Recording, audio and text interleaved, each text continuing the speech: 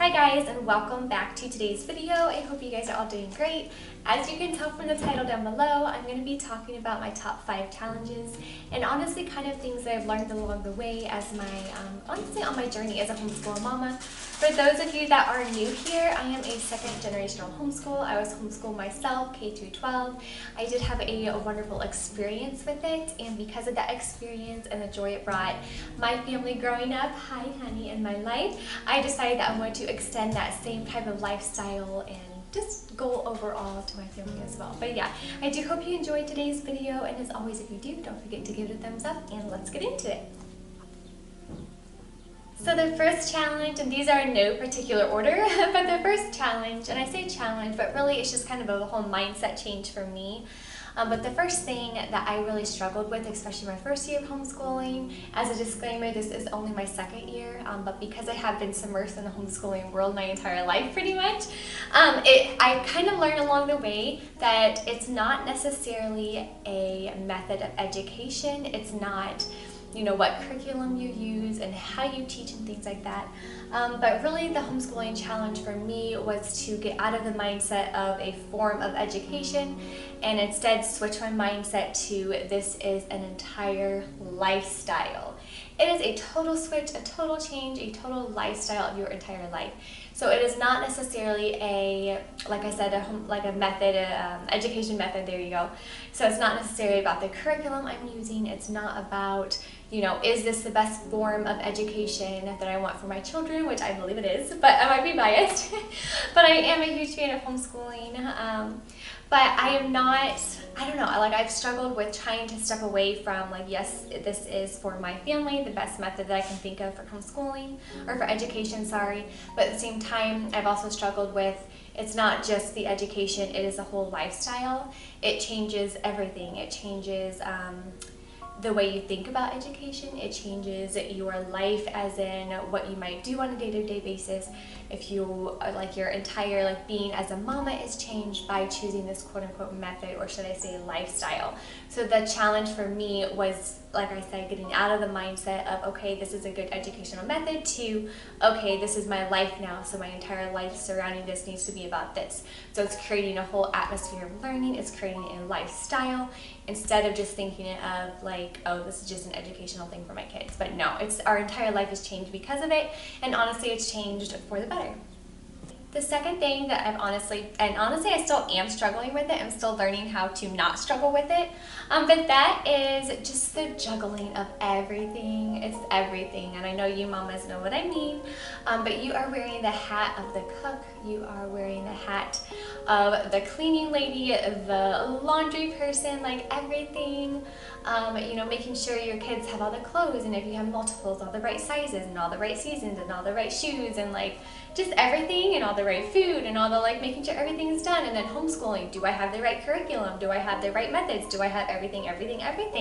And it can be really overwhelming, especially when it all happens at once. And I know some of those days can be long, where you are needing to wear all of the hats at the same time. The kids are hungry, you need to cook, there's also laundry that needs to be put in the dryer before it gets moldy smelling. I know you know what I mean. And things like that. And so that's something that I've struggled with, and something that I am learning as well, is also to, when I am homeschooling my children, I am trying to, I say trying because this is a work in progress, but I am trying to, when I do see that dirty dishes, or when I do see the spots on the floor, I am trying to mentally tell myself, because I am also the type of person, rabbit trail here, that when I do see those things like dirty dishes and like spots on the floor that need cleaned, in my mind I'm like, that's all I can think about. I'm like, okay, I really just need to go do this. But I am learning, like I said, a work in progress, that when I am in the middle of teaching my children, whether that be even if it's only for those half an hour and 45 minutes a day. If you're new, I have just a preschool and kindergartner, so our sheet work is only, you know, that long. But anyway, back to what I was talking about, just like being with them. And it's only for such a short time of day that it's 100% undivided, like sheet work attention, is to not let that crowd in my brain, because then sometimes I let that take focus, and then before I know it, even if I get at the table for 5 seconds to just like throw the dish in the sink or do something like that, it really does interrupt the entire thing. So I am learning to just let that go just for a little bit, and try to just wear the one hat of being the teacher at a time, just wearing one hat at a time when I am homeschooling. It's been a struggle, but I'm getting there, slowly but surely. My third struggle, and this honestly kind of flows back into the point number 2 I made, where as in the homeschooling mama, you have all the different hats. And I think this probably will resonate with a lot of you. I know not everybody is like this, but for me and my personality, I am definitely more of a homebody. I'm more introverted. In other words, I thrive, not necessarily thrive, but I do get more energy from being completely alone and by myself and having alone time versus being with people. And if I had to choose between going out with friends or staying home, I'd be like, I'll just stay home. Like, I'm good. I'm good. But yeah, so having that with all the hats that you wear, and when you do homeschool, you're giving up 100%, almost 100% of your alone time.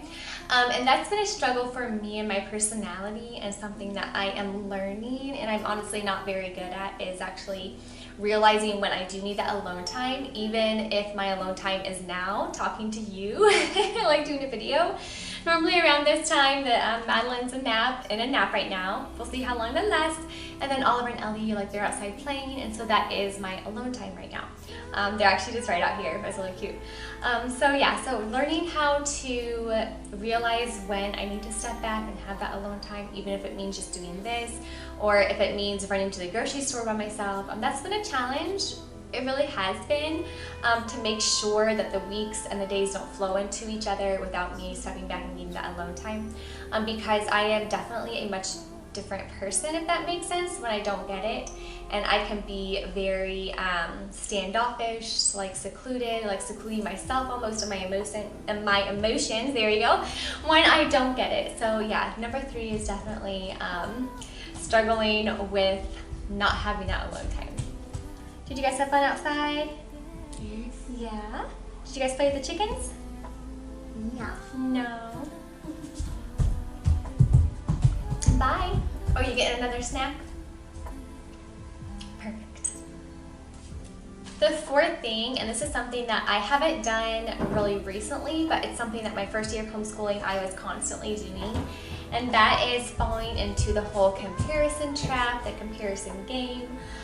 Say a friend on social media has a kindergartner and they're already like reading fluently and reading books and everything, and then all of a sudden you fall back into this comparison trap, talking to myself here of like, oh my goodness, my kindergartner's not there yet. I'm feeling as a homeschooling mom, I'm feeling as a parent, like all these things. And then I'm like, okay, well, first of all, no. Like, every child learns at their own pace, and it's a beautiful, beautiful journey. But it has been a struggle of realizing, like, to step back and not do the comparison thing, because like I said, it really does rob you of your joy in every aspect of life. And there's nothing worse as a mama than going to bed feeling guilty about something that there's no need to feel guilty for. And so it could be something as simple as that, or it could be as simple as someone, even if close friend or family member or something like that, doubting your choice to homeschool.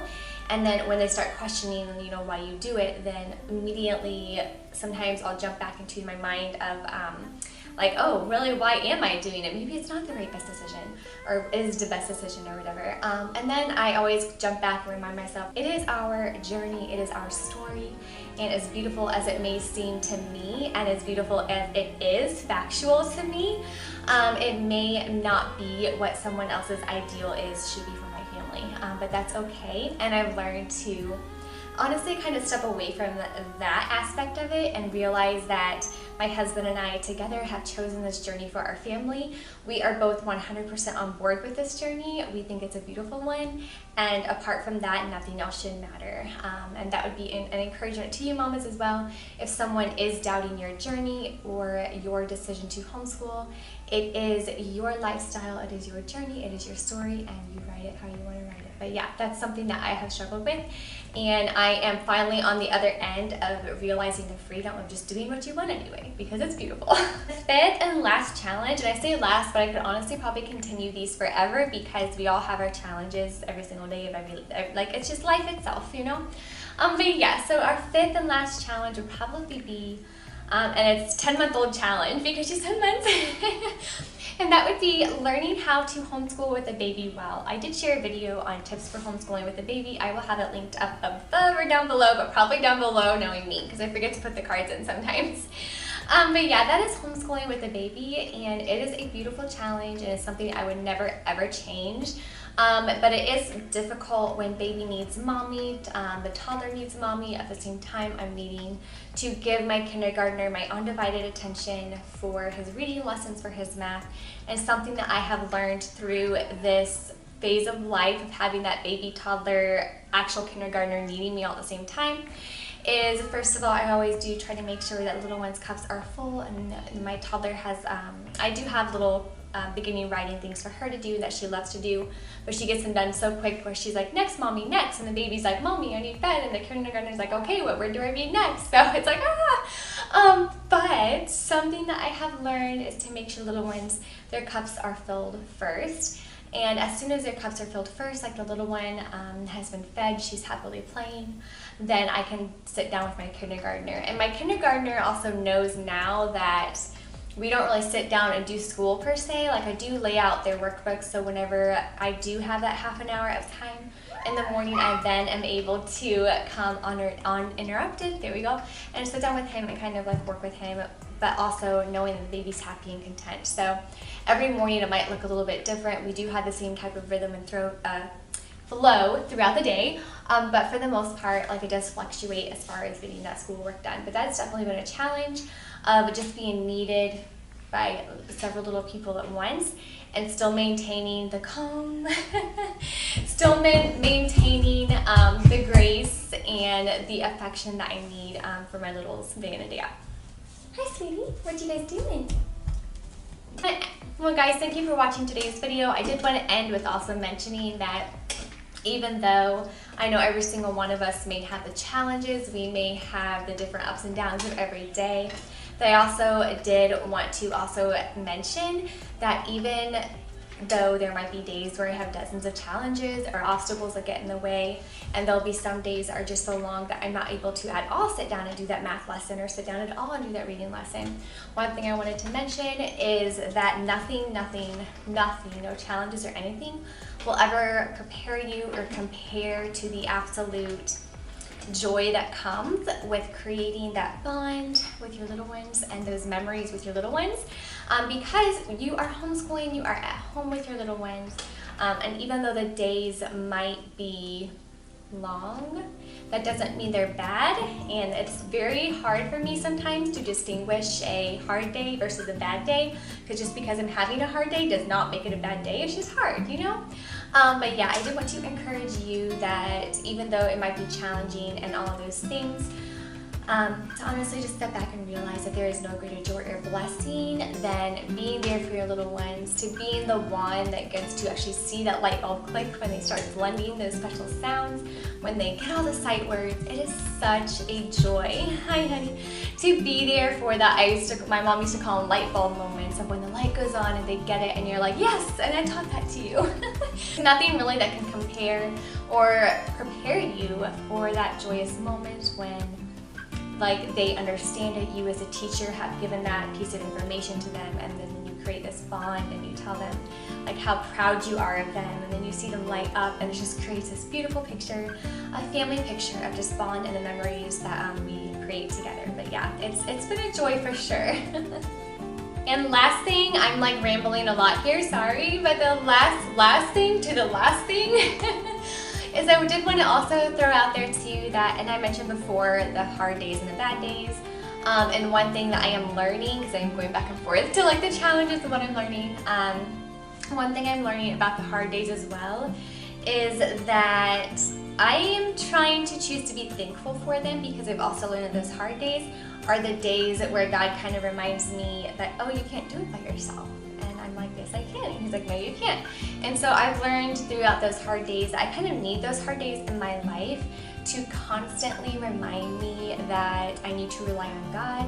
God's grace is there for me when I need it, and to ask Him for more grace so He can then extend it to me, and therefore I can also taste and see that the Lord is good, even on those hard days. But yes, okay, I'll really stop there. But again, I hope you guys did enjoy today's video, and if you guys join our family in our homeschooling journey, I do talk about homeschooling, lifestyle, motherhood, just all the little different things like that on this channel.